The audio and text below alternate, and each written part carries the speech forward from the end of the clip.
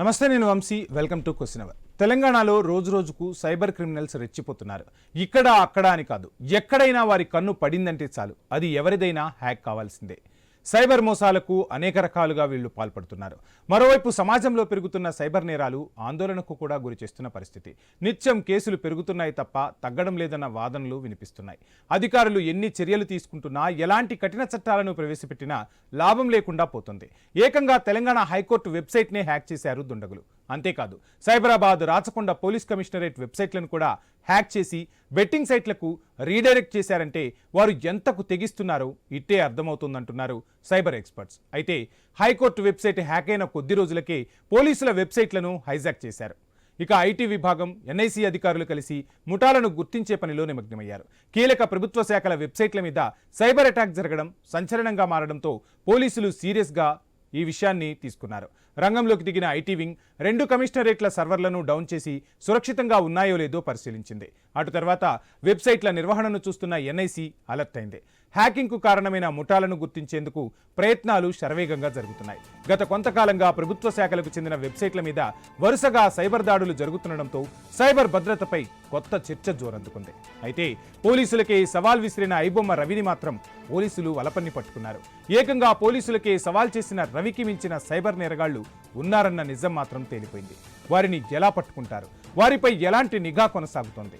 దేశం నుంచే ఈ నెట్వర్క్ నడుస్తుందా, లేక విదేశాల నుంచి సైబర్ నేరగాళ్లు ఆపరేట్ చేస్తున్నారా అన్నది పక్కన పెడితే, దేశంలో ఆన్లైన్ గేములకు చెక్ పెట్టేందుకు గాను లోక్సభ కీలకమైన బిల్లును ఆమోదించింది.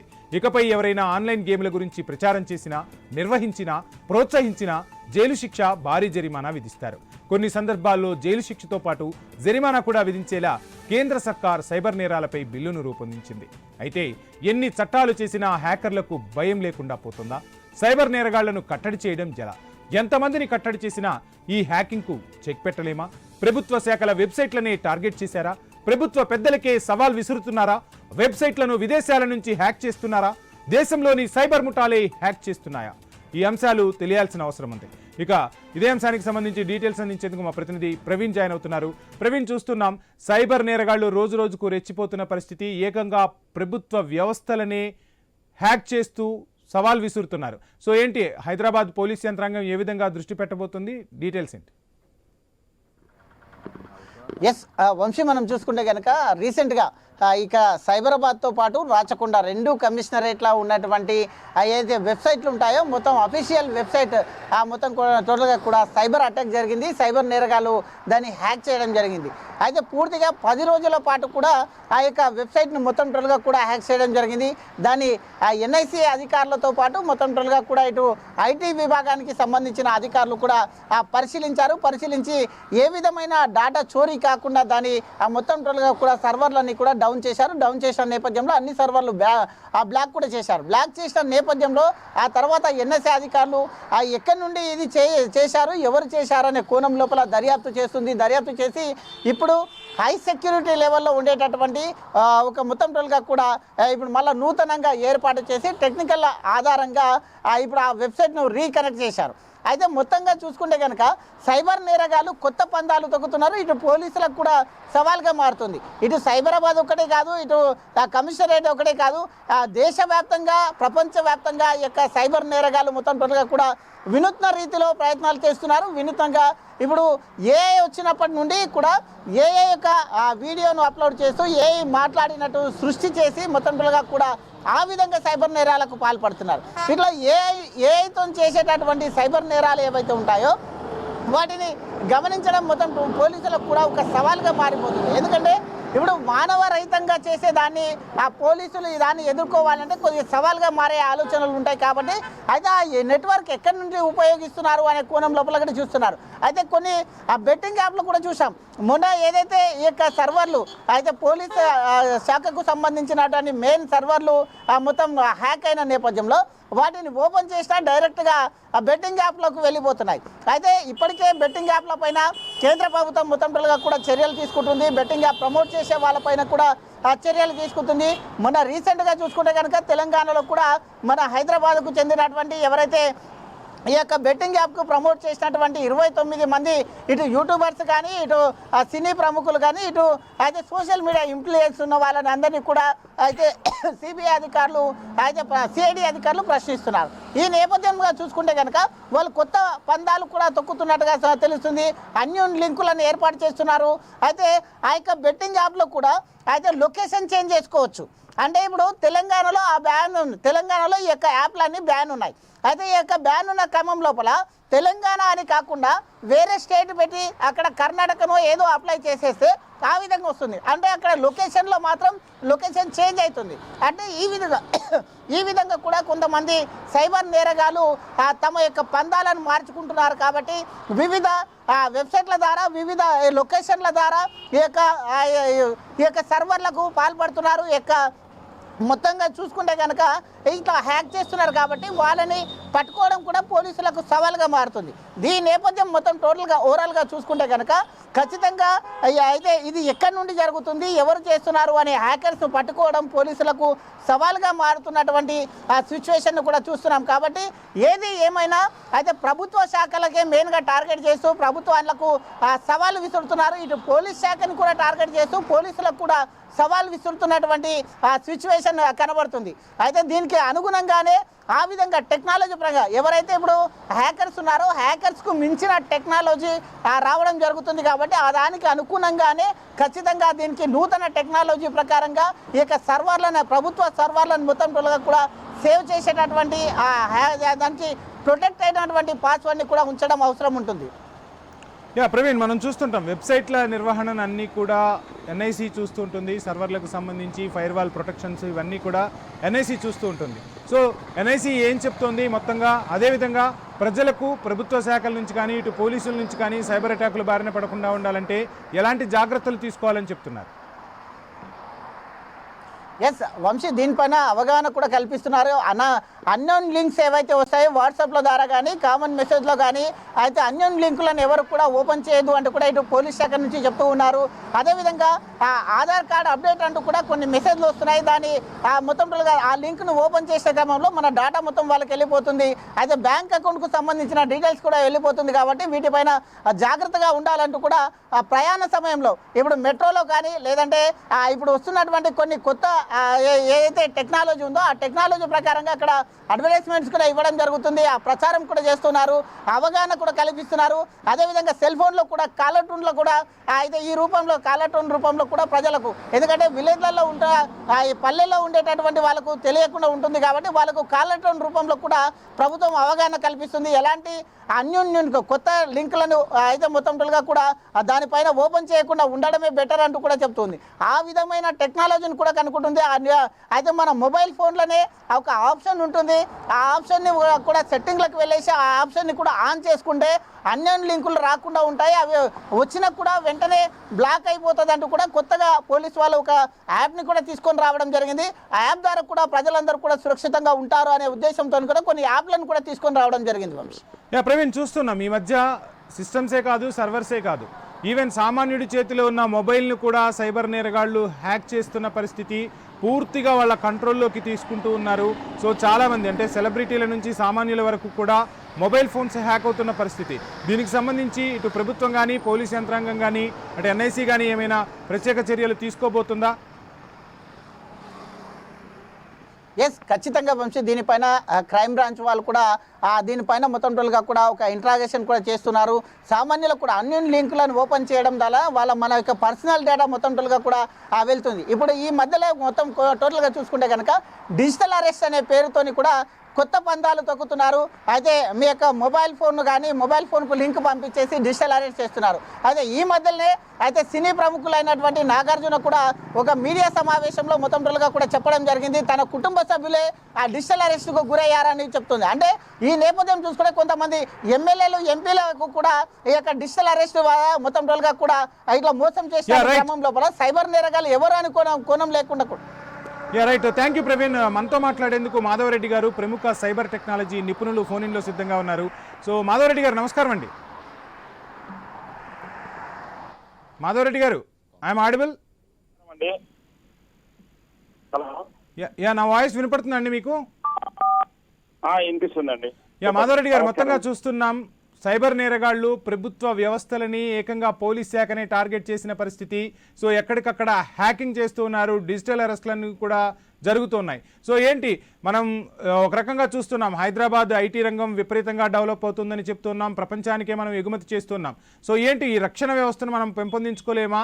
ఇంకా ఫైర్ వాల్ వ్యవస్థను పటిష్టం చేసుకోవాల్సిన అవసరం ఉందా? ఏం చెప్తారు? యాక్చువల్ గా మంచి క్వశ్చన్ అడిగినారండి. బేసికల్ గా మనము రియల్ గా అంటే మనం ఏదైనా కానీ ఒక ఇన్సిడెంట్ జరిగినప్పుడు భౌతికంగా మనం కంపేర్ చేస్తే దాని ప్రాధాన్యత తెలుస్తుంది అన్నట్టు. ఫర్ ఎగ్జాంపుల్ ఈ సైబర్ రక్షణ వ్యవస్థ ఎలా పనిచేస్తుందని మనం రెగ్యులర్ గా సైబర్ ఆడిట్ చేయాలి అన్నట్టు. సో సైబర్ ఆడిట్ చేస్తూ దానిలో ఏమైనా లూప్ హోల్స్ ఉంటాయి, సైబర్ ఆడిట్ ఎవరు సైబర్ ఎక్స్పర్ట్ చేత చేయించాలి అన్నట్టు. ఫర్ ఎగ్జాంపుల్ ఎథికల్ హ్యాకర్స్ ఉంటారు, లేకపోతే ప్రొఫెషనల్స్ ఉంటారు, వాళ్ళతో ఎప్పటికప్పుడు చేయాలి. మన హెల్త్ చెకప్ ఎట్లా చేసుకుంటాం బాడీకి, అట్లా నెట్వర్క్ చెకప్ ఎప్పటికప్పుడు చేస్తేనే గానీ ఆ వ్యవస్థ కరెక్ట్ గా ఉందా లేదా అనేది తెలియదు అన్నట్టు. లైక్ ఇప్పుడు మన 2 వీలర్ 4 వీలర్ ఉందనండి, మనం ఓవర్ ఆయిలింగ్ లేకపోతే సర్వీసింగ్ ఎట్లా చేసుకుంటాము, అట్లా ఈ రక్షణ వ్యవస్థను ఎప్పటికప్పుడు చెక్ చేయాలి అన్నట్టు. ఎప్పటికప్పుడు మనం మాధవరెడ్డి గారు, ఇంకొక అంశం కూడా మనం చూస్తుంటాం, ప్రోగ్రామింగ్ సైడ్, డేటాబేస్ సైడ్ చాలా మంది నిపుణులు ఉన్నారు. కానీ తెలుగు రాష్ట్రాలు వ్యాప్తంగా చూసినా, దేశవ్యాప్తంగా చూసినా సైబర్ నిపుణులు ఎక్కువగా ఉన్నారా? సైబర్ టెక్నాలజీ వైపు ఇంకా మన వాళ్ళు అడుగులు వేయాల్సిన అవసరం ఉందా? ఏం చెప్తారు? చాలా చాలా తక్కువ మంది ఉన్నారండి. ఈడ సైబర్ నేరాలు 2 రకాలు ఉంటాయి, టెక్నికల్, నాన్ టెక్నికల్. టెక్నికల్ అనేటివి సిస్టమ్ బేస్డ్ ఉంటాయి. Like for example ICICI bank ఉంది, లేకపోతే ఇంకొక హాస్పిటల్ ఉంది, యశోద హాస్పిటల్ ఉంది, లేకపోతే పెద్ద సైట్లు ఉన్నాయి, ఫైనాన్షియల్ వెబ్సైట్లు ఉన్నాయి. వీటికి అన్నిటికీ ఆయా కంపెనీలు ఎక్స్పర్టైజ్ ని తీసుకొని సర్వీసెస్ తీసుకొని సెక్యూరిటీ ప్రొవైడ్ చేసుకుంటాయి. వేరే నాన్ టెక్నికల్ సైబర్ క్రైమ్స్ అంటే లైక్ మొబైల్ ఉన్న ప్రతి ఒక్కరూ ఇబ్బంది పడేటి అన్నట్టు. ఫర్ ఎగ్జాంపుల్ అది డిజిటల్ అరెస్ట్ కావచ్చు, న్యూడ్ కాల్ ట్రాప్ కావచ్చు, లోన్ యాప్స్ కావచ్చు, మ్యాట్రిమోనీ ఫ్రాడ్స్ కావచ్చు, ఓఎల్ఎక్స్ ఫ్రాడ్స్ కావచ్చు, లేకపోతే ఆన్లైన్ బెట్టింగ్ కావచ్చు, ఇలాంటి చాలా ఉన్నాయి అన్నట్టు. సో ఈ second non technical cyber crimes కు మాత్రము అవగాహన ద్వారా తగ్గించవచ్చు అన్నట్టు. లైక్ మనం మన పిల్లలకి కత్తి గురించి, కరెంటు గురించి, పాము గురించి, పుట్ట గురించి జాగ్రత్తలు చెప్పినాం. ఎక్కడైనా సైబర్ నేరాల గురించి చెప్పినామా? చెప్పలేదు. అందువలన వీళ్ళు సైబర్ నేరాలకు గురవుతున్నారు అన్నట్టు. సో ఈ నాన్ టెక్నికల్ సైబర్ క్రైమ్స్ వరకు వచ్చేకి ఈ వాళ్ళ సిస్టమ్స్ ను ఎంత పర్ఫెక్ట్ గా, ముఖ్యంగా అప్డేటెడ్ సాఫ్ట్వేర్ వాడడము, ఎప్పటికప్పుడు ఏవైతే యాప్స్ ఉన్నాయో, ఏవైతే వెబ్సైట్స్ ఉన్నాయో సైబర్ ఆడిటింగ్ చేయించడము, అండ్ సేమ్ టైమ్ లో ఏదైనా ప్యాచెస్ ఉంటే, లేటెస్ట్ ప్యాచెస్ ఉంటే అవి యాడ్ చేయడము, యాంటీ వైరస్ కి సంబంధించిన సేమ్ టైమ్ లో ఆ ఎంప్లాయీస్ కి, ముఖ్యంగా ఎవరైతే వర్క్ చేస్తున్నారో ఆ ఎంప్లాయీస్ ముఖ్యంగా ఏవంటే అవి లింకులు క్లిక్ చేయకూడదు అన్నట్టు. ఎందుకు లింకులు దాంట్లో చెప్పండి. ఇక్కడ ఇంకో విషయం కూడా మాట్లాడుకోవాలి మనం. చాలా సంస్థలు, అవి ప్రభుత్వ రంగ సంస్థలు అవ్వచ్చు, ప్రైవేటు రంగ సంస్థలు అవ్వచ్చు, సో లైసెన్స్డ్ సాఫ్ట్వేర్స్ వాడకపోవటం కూడా ఈ అటాక్స్ జరగడానికి కారణమవుతుంది. మనమే ఆజ్యం పోస్తున్నామనేది కూడా వినిపిస్తున్నమాట. ఏమంటారు? 100% మీరు కరెక్టే. ఎందుకంటే ఎప్పుడైతే లైసెన్స్డ్ సాఫ్ట్వేర్ ఉంటుందో ఈ అప్డేట్స్, ప్యాచెస్ అన్ని ఆటోమేటిక్ గా అవుతాయి అన్నట్టు. ఫర్ ఎగ్జాంపుల్ విండోస్ ఉంటాయి, మైక్రోసాఫ్ట్ డిఫెండర్ ఈజీగా వాడచ్చు అన్నట్టు విండోస్ కి. సో అదే లైసెన్స్డ్ సాఫ్ట్వేర్ అయితే అది ఆటోమేటిక్ గా దొరుకుతుంది. అదే లైసెన్స్డ్ సాఫ్ట్వేర్ కాకుంటే అది అప్డేట్ కాదన్నట్టు. సో ఆబ్వియస్లీ ఎక్కడైనా కానీ లైసెన్స్ సాఫ్ట్వేర్ కి ప్రాధాన్యత ఉంటుంది. ఎప్పటికప్పుడు ప్యాచెస్ అన్ని అప్డేట్ అవుతాయి అన్నట్టు. ఏదన్నా సాఫ్ట్వేర్ కి సంబంధించిన, లేకపోతే టెక్నికల్ సంబంధించిన లూప్ హోల్స్ అన్ని ఎప్పటికప్పుడు ప్యాచింగ్ చేస్తుంటారు అన్నట్టు. 100% లైసెన్స్ సాఫ్ట్వేర్ వాడితేనే బెటర్. బట్ మీకు తెలియని ఏముంది, ఇండియాలో యావరేజ్ నుంచి రిచ్ వరకు ఉంటారు కాబట్టి రకరకాల సాఫ్ట్వేర్స్ హై టైప్ లో వాడుతుంటారు అన్నమాట. మాధవరెడ్డి గారు, ఒక విషయాన్ని మనం పరిగణలోకి తీసుకుంటే, హైకోర్టు వెబ్సైట్లు హ్యాక్ అయిన పరిస్థితి, తెలంగాణ పోలీస్ కమిషనరేట్లు, రాచకొండ కమిషనరేట్ అవ్వచ్చు, మొత్తంగా ప్రభుత్వ వ్యవస్థలను టార్గెట్ చేస్తూ ఉన్నారు. అంటే ప్రభుత్వ వ్యవస్థల దగ్గర చాలా కీలకమైన ఇన్ఫర్మేషన్ ఉంటుంది. సో అసలు వీళ్ళు ఎటువంటి ప్రొటెక్షన్ తీసుకోవాల్సిన అవసరం ఉంటుంది? మనం ఒక క్లియర్ కట్గా మాట్లాడుకోవాలంటే, ప్రభుత్వ రంగ సంస్థల్లో ఈ సైబర్ అటాక్కి సంబంధించి ఒక విభాగం అనేది పటిష్టంగా వర్క్ అవుతుందని మనం అనుకోవచ్చా? నిపుణులను నియమించుకునే పరిస్థితుల్లో అసలు ఆలోచన చేస్తూ ఉన్నారా ఇప్పటికైనా? ఎలా చూడాలంటారు ఈ అంశాన్ని? మంచి క్వశ్చన్ అడిగినారు. ముఖ్యంగా ఈ ప్రభుత్వ సైట్లు ఎందుకు హ్యాక్ చేస్తారంటే, ముఖ్యంగా మన ఎనిమీ కంట్రీస్ ఉంటాయి కదా, ఆర్ అదర్వైజ్ వేరే దేశాల నుంచి, ఎనిమీ కంట్రీస్ కావచ్చు, లేకపోతే ఎవరైతే హ్యాకర్స్ ఉంటారు కదా వేరే దేశాల నుంచి VPN అవన్నీ యూజ్ చేయొచ్చు. కొంతమంది వాళ్ళ స్కిల్ ను చూపించడానికి చేస్తారు, కొంతమంది అదే పనిగా డాక్టర్ ను తీసుకోవడానికి చేస్తారు అన్నట్టు. దీనికి అంతం కావాలంటే ప్రాపర్ గా ఎప్పటికప్పుడు సైబర్ హెల్త్ చెకప్ చేయాలి, సైబర్ ఆడిటింగ్ చేయాలి, దానికి తగ్గట్టు సాఫ్ట్వేర్స్ అన్ని అప్డేట్ చేయాలి, అండ్ రెగ్యులర్ గా రెస్పెక్టివ్ యూజర్స్ కూడా ఎడ్యుకేట్ చేయాలి. ఎందుకంటే యూజర్సే కదా. ఫర్ ఎగ్జాంపుల్ ఏదో ఒక లింక్ క్లిక్ చేస్తారు, ఒక మెయిల్ వస్తుంది, ఫిషింగ్ మెయిల్ వస్తుంది. ఆ మెయిల్ ఎట్లా ఉంటుందంటే వాళ్ళు రెగ్యులర్ గా ఇంటాక్ట్ అయ్యే మెయిల్ మాదిరే ఉంటుంది. సో దాన్ని క్లిక్ చేసినారు అనుకోండి, ఆటోమేటిక్ గా అది ర్యాన్సమ్ వేరో ఇంకొక వేరో లేకపోతే మాల్ వేరో, సో ఆటోమేటిక్ గా అది ఆ సిస్టమ్ హ్యాక్ అవుతూ మిగతా సిస్టమ్స్ కూడా హ్యాక్ అయ్యే అవకాశాలు ఉంటాయి. మానిటరింగ్ అనేది చాలా ఇంపార్టెంట్ అంటారు. ఎస్ రెగ్యులర్ గా మనం హెల్త్ చెకప్ ఎట్లా చేస్తాము అట్లా హెల్త్ చెకప్ చేయాల్సిందే. సో సిస్టమ్ ను ప్రొటెక్ట్ చేసుకోవాలంటే కంటిన్యూస్ మానిటరింగ్ అవసరం. Back to question hour. So మొత్తంగా సైబర్ అటాక్స్ జరుగుతున్నాయి, ఆ తర్వాత అసలు ఎలా న్యాయ సలహా తీసుకోవాలి, సో ఏంటి అనే అంశాలు మనకు అందించేందుకు ప్రముఖ న్యాయ నిపుణులు సత్యనారాయణ గారు మనతో జాయిన్ అవుతున్నారు. సత్యనారాయణ గారు నమస్కారం అండి. సత్యనారాయణ గారు,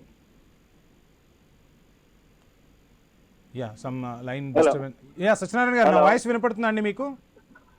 వినపడుతుంది. నమస్కారం అండి. సత్యనారాయణ గారు నమస్కారం అండి. మొత్తంగా చూస్తున్నాం సైబర్ అటాక్స్ అనేవి ఇప్పుడు ఎక్కువగా జరుగుతున్నాయి. ఒక రకంగా చెప్పాలంటే హైకోర్టు వెబ్సైట్నే హ్యాక్ చేసిన పరిస్థితి. సో అసలు ఇటువంటి హ్యాకింగ్స్ జరిగిన తర్వాత న్యాయ సహాయం ఎలా పొందవచ్చు, సో ఎలా అప్రోచ్ అవ్వాలి, ఎవరిని అప్రోచ్ అవ్వాలి, కొంచెం డీటెయిల్స్ చెప్పగలుగుతారా? ఇప్పుడు మనం చూస్తా ఉన్నాం సార్, ఈ ఐబొమ్మ రవి తర్వాత ఆగిపోతుందని అనుకున్నాము. అందరూ కూడా ఆ దిశగా ఆలోచన చేశారు. కానీ ఎప్పటికప్పుడు ఈ నేరాల సైబర్ నేరాలు అనేది కొత్త పందాను ఎంచుకోవడం జరిగింది. ఇది సాధారణ హ్యాకింగ్ కాదు, ఇది ఒక సిస్టమ్ మీద ఒక సమన్వయ దాడి జరుగుతున్నట్టుగా మనం పోల్చుకోవచ్చు. అంటే వ్యవస్థల మీద దాడిగా భావించాలంటారా? అంతే కదా. ఇప్పుడు పోలీస్ వెబ్సైట్ మీద గానీ, హైకోర్టు మీద గానీ, కీలక శాఖల మీద, పోర్టల్స్ మీద కూడా హ్యాకింగ్ అవుతున్నాయంటే ఇది ఒక ప్రొఫెషనల్ ముఠాగా క్రిమినల్ నెట్వర్క్ నడుస్తున్నట్టుగా మనం చూసుకోవచ్చు. కాకపోతే ఇప్పుడు చేయాల్సింది ఏంది, ఇప్పుడు వీటి మీద ఎవరైతే ఉన్నారో ఆ ముఠా మీద ఖచ్చితంగా లోతైన ఇన్వెస్టిగేషన్ చేయాలి. సైబర్ క్రైమ్ వింగ్ కూడా చాలా పకడ్బందీగా డిస్ట్రిక్ట్ లెవెల్లో పనిచేయాలని చెప్పి ఆలోచన చేయాలి. Hello, continue sir. ఇప్పుడు ఈ సైబర్ నేరాలు ఏ విధంగా జరిగినాయంటే ఇప్పుడు ఇవాళ వీటి మీద, రేపు బ్యాంకుల మీద, ఇంకోటి అన్నిటి మీద కూడా సెక్యూరిటీ, నేషనల్ సెక్యూరిటీ మీద కూడా ప్రభావితం చూపే ఆస్కారం ఉంటుంది. కాబట్టి దాని మీద ప్రభుత్వాలు లోతుగా ఆలోచన చేయాల్సిన అవసరం ఉందండి. రైట్. ఇప్పుడు నార్మల్గా చాలా మంది అంటే సామాన్యుల నుంచి సెలబ్రిటీల వరకు కూడా ఈ హ్యాకింగ్ బారిన పడుతున్న పరిస్థితి. సో సెలబ్రిటీలు అంటే సరే, ఎవరో ఒక న్యాయ నిపుణుల్ని సంప్రదిస్తారు, వాళ్ళకు కంప్లైంట్ ఇవ్వటం, ఇవన్నీ కూడా చకచకా జరిగిపోతాయి. కానీ సామాన్యులు ఏ విధంగా అప్రోచ్ అవ్వాలి, ఆ విధమైన పద్ధతులు ఉన్నాయా, ఏం చెప్తారు సార్? సామాన్యులు 1930 అని ఒక ఫ్రీ మనకు టోల్ ఫ్రీ నెంబర్ ఉంటుందండి. సో దానికి కాల్ చేసినా సరే, లేదా మీ నియర్ బై పోలీస్ స్టేషన్ ఉంటుంది, సైబర్ పోలీస్ స్టేషన్ లో సైబర్ సంబంధించిన వింగ్ ఉంటుంది ప్రతి పోలీస్ స్టేషన్ లో. ఆ పోలీస్ స్టేషన్ కి సంబంధించి మీకు ఏ విధంగా మీరు నష్టపోయినారు, మీకు ఏం జరిగింది, ఫోన్ ఇప్పుడు మీకేమన్నా ఆన్లైన్ మోసాలు జరిగినాయా, లేకపోతే మీది ఫొటోస్ ఏమైనా అదైనాయా, వీటి మీద మీరు కంప్లైంట్ ఇస్తే కాపీరైట్ యాక్ట్ కింద ఖచ్చితంగా సెక్షన్ 63, 65A అండ్ 65B కింద, అదేవిధంగా ఐటీ యాక్ట్ కింద, వివిధ చట్టాల కింద వారిని మన పనిష్మెంట్ చేయడానికి ఆస్కారం ఉంటది. ఇంకోటి సంబంధిత ఇప్పుడు వారికి జరిగిన నష్టాన్ని బట్టి సెక్షన్స్ అనేది యాడ్ అవుతుంది. రైట్. థ్యాంక్ యూ సత్యనారాయణ గారు.